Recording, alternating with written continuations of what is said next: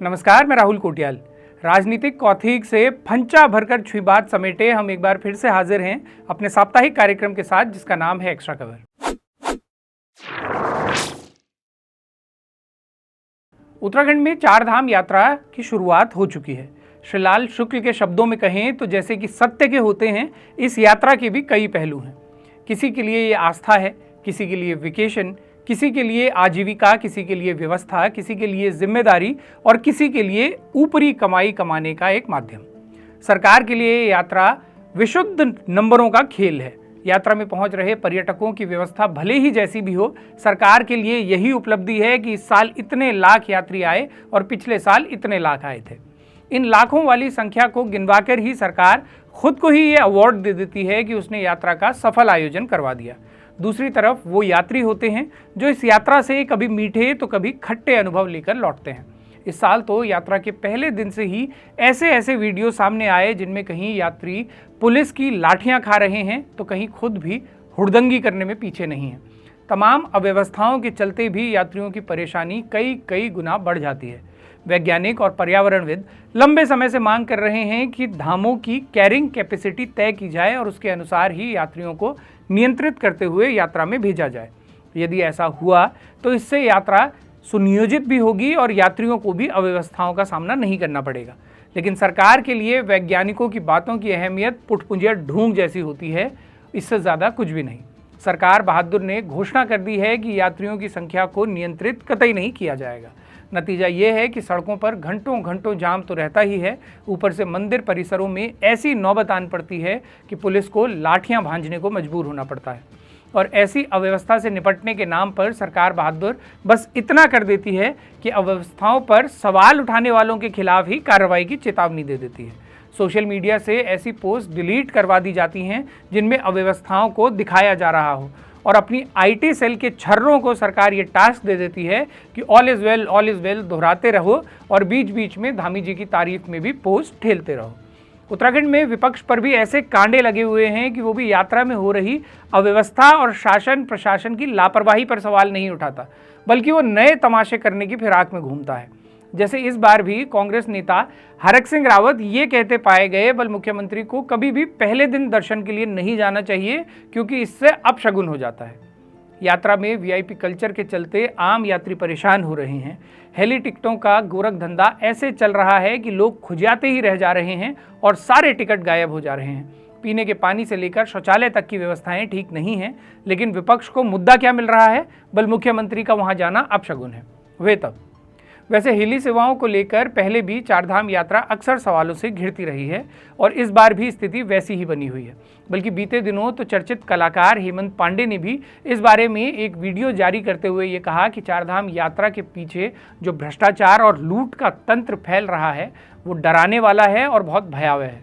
हेमंत पांडे ने इस वीडियो में ये भी कहा कि नेताओं से तो हमें कोई उम्मीद नहीं है, लेकिन सचिव स्तर के अधिकारियों से हम अपील करते हैं कि वो इसकी जांच करवाएं कि टिकटों की ये कमीशनखोरी कौन कर रहा है।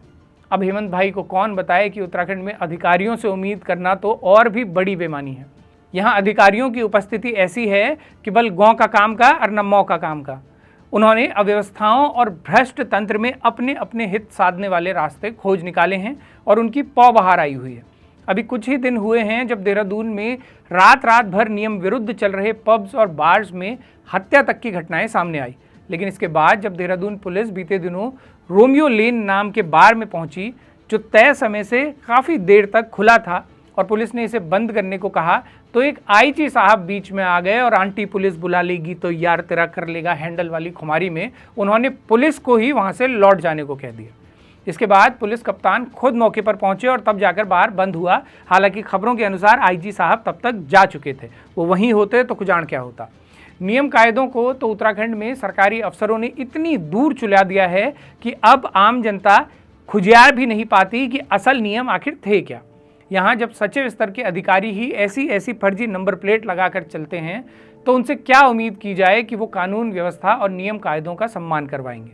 देहरादून की हर सड़क पर आपको ऐसी फर्जी नंबर प्लेट वाली गाड़ियां दिख जाएंगी जिनमें सवार होकर ये अधिकारी पूरी चौड़ के साथ सचिवालय में दाखिल होते हैं, लेकिन कोई इन्हें टोकने रोकने वाला नहीं है। बीते दिनों उत्तराखंड पुलिस ने ये पोस्ट डालकर इतना ज़रूर बताया कि ऐसी किसी एक गाड़ी का उन्होंने चालान किया है, लेकिन हमारी देहरादून के एसपी ट्रैफिक से अपील है कि आप आदेश जारी करवाइए और ऐसी तमाम गाड़ियों को सीज कीजिए जो खुलेआम नियमों की धज्जियां उड़ा रही हैं, वरना कहीं ऐसा ना हो कि कल जब आपके सिपाही किसी आम आदमी का हेलमेट न पहनने के चलते चालान काट रहे हों तो पलटकर वो आपके सिपाहियों से ही पूछने लगे कि क्या नियम कायदे सिर्फ आम आदमी के लिए हैं या अधिकारियों के लिए भी। बहरहाल बीते हफ्ते उत्तराखंड में एक अतरंगी कार्यक्रम ये भी हुआ कि मुख्यमंत्री जी ने जन आक्रोश महिला पद यात्रा में भागीदारी की। ये बड़े कमाल का आयोजन था, जहां पहले महिलाओं के आक्रोश के नाम पर भाषण खुद मुख्यमंत्री ने दिया और फिर पद यात्रा की कमान भी उन्होंने ही संभाले रखी। वैसे इस मामले में उन्होंने हमारे देश के प्रधानमंत्री का ही अनुसरण किया। उधर जनगणना से पहले ही लोकसभा की सीटों को बढ़ाने के लिए संसद में बिल जब पारित नहीं हो पाया तो मोदी जी ने बतौर भाजपा नेता नहीं बल्कि बतौर भारत के प्रधानमंत्री राष्ट्र के नाम संबोधन किया और सरकारी खर्चे पर पूरा चुनावी भाषण जनता को पिला दिया। ये प्रकरण इतना अतरंगी है कि इसे देखकर उस शैतान बच्चे की याद आ जाती है जो क्लासरूम में दूसरों पर चौक मारता था और फिर खुद ही जोर से चिल्ला पड़ता था कि माँ साहब फलाने बच्चे ने मुझ पर चौक मारी है। भाजपा ने इस मामले में बिल्कुल यही किया। 2023 में पारित हो चुके महिला आरक्षण बिल को पहले तो आज तक मोदी सरकार ने लागू नहीं किया। उन्होंने खुद ही बिल में ये प्रावधान रखा था कि 2026 की जनगणना के आधार पर जब परिसीमन होगा तब ये आरक्षण लागू किया जाएगा। वैसे मोदी सरकार अगर महिलाओं को लोकसभा में और विधानसभाओं में 33% आरक्षण देना चाहती तो वो 2024 के लोकसभा चुनावों में भी ऐसा कर सकती थी कि मौजूदा सीटों पर ही 33% महिला आरक्षण दे दे, क्योंकि इसके लिए सभी विपक्षी दल तैयार थे। लेकिन मोदी सरकार ने ऐसा नहीं किया, उसने इसे लटकाए रखा और अब बीते दिनों अचानक ये प्रावधान बना दिया कि जनगणना के पुराने आंकड़ों के आधार पर ही लोकसभा की सीटों को 543 से बढ़ाकर 850 कर दिया जाए और फिर महिला आरक्षण दे दिया जाए। इसका स्वाभाविक ही विरोध होना था। विशेष तौर से दक्षिण भारत के राज्य इसके लिए कभी तैयार नहीं होने थे, जिनके लिए परिसीमन पहले ही एक विवादित मुद्दा बना हुआ है। ऐसे में बिल ने गिरना ही था, लेकिन मोदी सरकार ने इस बहाने पूरे विपक्ष को महिला विरोधी बता दिया और उधर मोदी जी ने राष्ट्र को संबोधित किया तो इधर धामी जी ने जन आक्रोश रैली निकाल दी। पूरा विपक्ष आज भी ये बात दोहरा रहा है कि परिसीमन के बाद सीटें जब बढ़ेंगी तब बढ़ेंगी। 33% महिला आरक्षण आज से ही पूरे देश में लागू करने के लिए संशोधन लाया जा सकता है, लेकिन इस तर्क पर सरकार पूरी तरह से बौग मारे हुए बैठी है और मोदी जी के पॉलिटिकल प्लान का छोटा रिचार्ज करवा कर धामी जी का काम भी चल रहा है। बाकी भाजपा इस मामले में माहिर ही है कि वो जनता को हर बार कोई ऐसा मुद्दा थमा देती है जिसे जनता फिर लंबे समय तक गिंदी के मेले से लाए हुए छन वाले गुब्बारे की तरह बजाती रह जाती है और ब्यलमे जाती है। वैसे राष्ट्रीय राजनीति की बात चली है तो बीते दिनों राष्ट्रीय स्तर पर हुई एक राजनीतिक घटना के बहाने वरिष्ठ पत्रकार अजीत शाही ने एक कमाल की टीप की है। राघव चड्ढा समेत आम आदमी पार्टी के 7 सांसद जिस तरह से बीते दिनों भाजपा में जा मिले, उस पर अजीत शाही ने टिप्पणी करते हुए भारतीय समाज की एक व्याख्या की है। वो लिखते हैं, राघव चड्ढा बीजेपी में शामिल हो गया है। मुझे 15 साल पहले का एक वाकया याद आ रहा है। 2011 में अन्ना हजारे ने जंतर मंतर पर अनशन शुरू किया। देश को लगा भ्रष्टाचार अब जल्द खत्म हो जाएगा। हजारों की भीड़ जमा हो गई। क्रांति को नाम मिला इंडिया अगेंस्ट करप्शन। नामी गिरामी एक्टिविस्ट, वकील, बाबा, पत्रकार, एक्टर, कॉमेडियन, आर्टिस्ट और न जाने कौन कौन उसमें शामिल हो गए। मेरी एक मुंह बोली बहन भी उनमें थी। मैं खुद तो वहाँ कभी गया नहीं। उस दौर में अक्सर बहन के घर मुलाकात होती थी। एक दिन उन्होंने मुझे कहा, अन्ना गांधी हैं और अरविंद नेहरू हैं। कुछ हफ्तों बाद आग्रह करके वो अपनी गाड़ी में मुझे महाराष्ट्र भवन ले गई। वहाँ एक कमरे में उन्होंने मुझे अन्ना हजारे से मिलवाया। उन्होंने अन्ना हजारे से मेरे बारे में अच्छी अच्छी बातें की। मैं चुपचाप बैठा रहा। फिर अन्ना करवट पलट कर सो गए और हम कमरे से बाहर आ गए। एक दिन मैंने बहन से धीरे से कहा, मैं आपको एक सुझाव देना चाहता हूँ। आप इस मूवमेंट में अपनी जगह पुख्ता कर लें। कल ये एक पार्टी बनेगा। आप सेटिंग करके चांदनी चौक से लोकसभा चुनाव का टिकट लें। आपको मुसलमान और हिंदू दोनों वोट देंगे। बस बीजेपी से समझौता करना होगा, वो अपना उम्मीदवार ना खड़ा करे। बहन को मेरी बात नागवार गुजरी। बोली, मुझे अफसोस है कि आप इतने सिनिकल हैं। अन्ना और अरविंद पार्टी बनाने की सोच भी नहीं सकते। हम इंडिया बदलने निकले हैं। आपकी सोच बहुत छोटी है।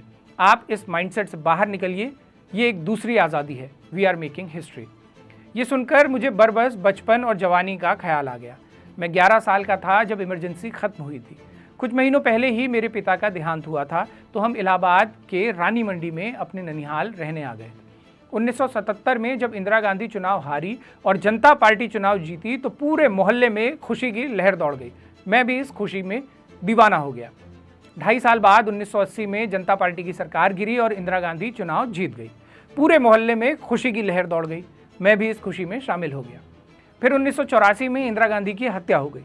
2 महीने बाद लोकसभा चुनाव हुआ। इलाहाबाद से अमिताभ बच्चन ने चुनाव लड़ा। मैं इलाहाबाद यूनिवर्सिटी में पढ़ता था। सिविल लाइंस जाकर मैंने खादी का नया कुर्ता पैजामा खरीदा और अमिताभ बच्चन की कैंपेनिंग में लग गया। चुनाव से 24 घंटे पहले एक जीप में छंटे हुए कांग्रेसी गुंडों के साथ मुझे गांव की ओर भेज दिया गया। मैंने वहां बूथ मैनेजमेंट का पावन अनुभव किया। आधी रात खेतों के बीच घुप अंधेरे में कच्ची सड़क पर 2 जीपें आमने सामने रुकी। मैं अपनी जीप में बैठा रहा। मेरी जीप के गुंडे और दूसरी जीप के गुंडे जीपों की हेडलाइट में गुटखा खाते बातें करते रहे। फिर दूसरी जीप पर से विपक्षी पार्टी का झंडा उतर गया। आवाज़ लगाकर मुझे कांग्रेस का झंडा लाने को कहा गया। उसे दूसरी जीप पर लगा दिया गया। फिर दोनों जीपें अपने अपने रास्ते निकल लीं। राजीव गांधी ने बम्पर जीत हासिल की, अमिताभ बच्चन ने भी। तब तक मेरा परिवार ननिहाल छोड़कर सरकारी अफसरों के मोहल्ले में रहने लगा था। इस मोहल्ले में भी खुशी की लहर दौड़ गई। मैं भी इस खुशी में शामिल हो गया। फिर 1989 आया। अब मैं दिल्ली में इंडियन एक्सप्रेस अखबार में रिपोर्टर की नौकरी कर रहा था। देश जान गया था कि राजीव गांधी भ्रष्ट है। देश ये भी जान गया था कि वीपी सिंह देवता है। राजीव गांधी हार गया, वीपी सिंह जीत गया। जिस मोहल्ले में मैं रहता था वहाँ भी खुशी की लहर दौड़ गई। खैर, जैसा कि मैंने अपनी मुंह बोली बहन से कहा था, इंडिया अगेंस्ट करप्शन से पार्टी निकली। उस मुकाम पर केजरीवाल ने अन्ना हजारे को थैंक यू बोल दिया। मेरी बहन गांधी को छोड़कर नेहरू के साथ चली गई। तमाम और लोगों ने भी यही मुश्किल फैसला लिया। उस दौर में पार्टी के एक दूसरे भारी नेता थे। मैं उनकी तब भी और आज भी इज्जत करता हूँ। उन्होंने मुझे घर बुलाया। केजरीवाल भी थे। दोनों बोले, हम पार्टी शुरू कर रहे हैं और एक खोजी पत्रकारिता की वेबसाइट बना रहे हैं, तुम हमारे साथ आकर उसे चलाओ। विनम्रतापूर्वक हाथ जोड़कर मैंने बताया, मैं इस नेक काम के काबिल नहीं हूँ। बाद में नेहरू ने उन दूसरे नेता को भी पार्टी से निकाल दिया। मेरी बहन ने भी वक्त आने पर नेहरू को छोड़ दिया। आज वो पार्टीगत राजनीति की माननीय सदस्य हैं। मेरी मनोकामना है कि देर से ही सही उनको संसद की सदस्यता मिलनी चाहिए, और ऐसा क्यों ना हो। अगर आप सोच रहे हैं कि इस कहानी का कोई क्लाइमैक्स है तो मैं माफ़ी चाहता हूँ। इस कहानी का कोई क्लाइमैक्स नहीं है। भारतीय समाज जिस रुआब से अपनी पीठ थपथपाता है, दरअसल वो भीतर से उतना ही खोखला और लचर है।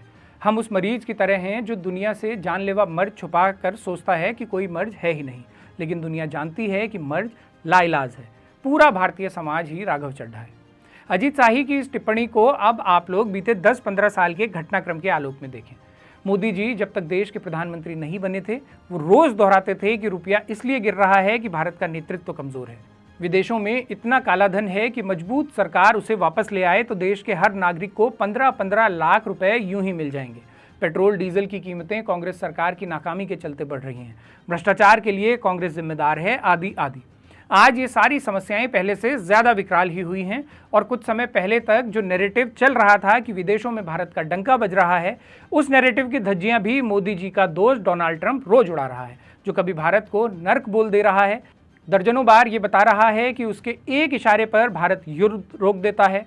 टैरिफ लगा कर उसने भारत को अपनी शर्तों पर समझौते के लिए विवश किया है, जिसकी गवाही खुद हमारे प्रतिनिधियों के बयान दे रहे हैं जो विदेशों में जाकर वार्ता कर रहे हैं। लेकिन इस सब के बाद भी जनता को ब्यलमाने के लिए भाजपा के पास मजबूत एस्केप रूट है कि मोदी नहीं तो कौन। ये बड़ा चतुर तर्क है जिसके फेर में जनता हमेशा घिर जाती है, और ये नहीं सोच पाती कि मोदी नहीं तो कौन वाला पूरा तर्क ही सिर्फ इसलिए गढ़ा जाता है ताकि सारा का सारा फोकस सिर्फ और सिर्फ चुनावों तक सिमट जाए। होना तो ये चाहिए था कि मोदी नहीं तो कौन का विमर्श 5 साल में एक बार आए तो आए, लेकिन उस 5 साल के कार्यकाल में जनता मोदी जी से सवाल करे कि जनाब क्या हुआ तेरा वादा। उत्तराखंड में तो जनता ने पूरी तरह से सिर्फ मोदी जी के चेहरे पर भाजपा को 2-2 कार्यकाल दिए हैं, लेकिन जो मोदी जी अमेरिका में गोली चलने पर उस ट्रंप की चिंता में तुरंत ही ट्वीट कर देते हैं, जो ट्रंप लगातार भारत को नीचा दिखा रहा है, वो मोदी जी तब एक भी ट्वीट नहीं करते जब गोली देहरादून में चली होती है और जब देहरादून में सरेआम किसी लड़की का गला काट दिया जाता है। सवाल ये भी नहीं है कि भाजपा अगर खराब है तो कौन सा कांग्रेस ही अच्छी थी, या ये कि भाजपा की जगह कांग्रेस आएगी तो कौन सा कुछ बदल जाएगा। सवाल ये होना चाहिए कि सत्ता में जो भी आए उसे ये डर बना रहे कि जनता कल सवाल पूछेगी और उसे जनता के प्रति जवाबदेही का भान रहे। चुनाव में हार जीत तो आखिरी पड़ाव है।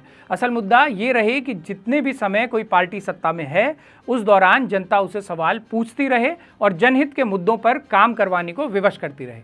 तो सवाल ये नहीं कि 2027 में उत्तराखंड में कौन चुनाव जीतेगा या हमें किसे वोट देना चाहिए। उससे ज़रूरी सवाल ये है कि 2027 के चुनाव आने तक जो सत्ता में बैठा है उसे जनता के सवालों का डर हो, उसे पत्रकारों के सवालों का डर हो, उसकी जवाबदेही सुनिश्चित हो, उसे एक एक पैसे का हिसाब देना हो, बताना हो कि पहाड़ में स्कूल अस्पताल क्यों नहीं सुधर रहे, क्यों अपराध लगातार बढ़ रहे हैं, क्यों बड़े बड़े ठेके गुजरात के ही ठेकेदारों को मिल रहे हैं, क्यों नियुक्तियां समय पर नहीं हो रही, और ऐसे तमाम सवाल सरकार से हर रोज़ पूछे जाएं जब तक कि वो सत्ता में बनी हुई है। फिर 2027 में चाहे जो चुनाव जीते, सवाल उसके लिए भी जस के तस बने रहें और उससे भी बिल्कुल ऐसे ही इन्हीं तेवरों के साथ सवाल पूछे जाते रहें। तब संभवतः ये मायने नहीं रखेगा कि सरकार में कौन है या किसकी सरकार है, बल्कि ये मायने रखेगा कि सत्ता में जो भी है जनता को बुथियाने और बेलमाने के लिए नहीं है, बल्कि जवाबदेही के साथ उसके लिए काम करने को है। आज देश की स्थिति ऐसी है कि दुनिया के 100 सबसे गर्म शहरों की सूची में सभी 100 के 100 शहर भारत के हैं। हमारा फॉरेस्ट कवर लगातार कट रहा है। उत्तराखंड में ही पिछले कुछ समय से लाखों पेड़ काट दिए गए हैं, जिनके खिलाफ जनता ने खूब प्रदर्शन भी किए। जब ये प्रदर्शन होते हैं तो सरकारी छर्रे इन प्रदर्शनकारियों को विकास विरोधी बता रहे होते हैं। आज स्थिति ये है कि देहरादून में इस सोमवार सभी स्कूल गर्मी के चलते बंद करने पड़े हैं, लेकिन क्लाइमेट चेंज और पर्यावरण सरकारों के लिए कोई मुद्दा ही नहीं है। उनके लिए मुद्दा है कि गंगोत्री जाने वालों को पहले पंचगव्य पिलाया जाए, वे तब। वैसे मुख्यमंत्री धामी जी से हमारी अपील है कि अलग अलग राज्यों के चुनावों से अगर आपको कुछ फुर्सत मिल गई हो तो कनिष्ठ सहायक के पदों पर चयनित हुए उम्मीदवारों को नियुक्ति देने की भी कृपा कर दें। हमें मिली जानकारी के अनुसार इन लोगों की नियुक्ति सिर्फ इसलिए अटकी हुई है क्योंकि आपको इसे भी एक इवेंट बनाना है जहां आप अपने हाथों से नियुक्ति पत्र बांटकर फोटोशूट करवाएंगे और फेसबुक लाइव करवाएंगे।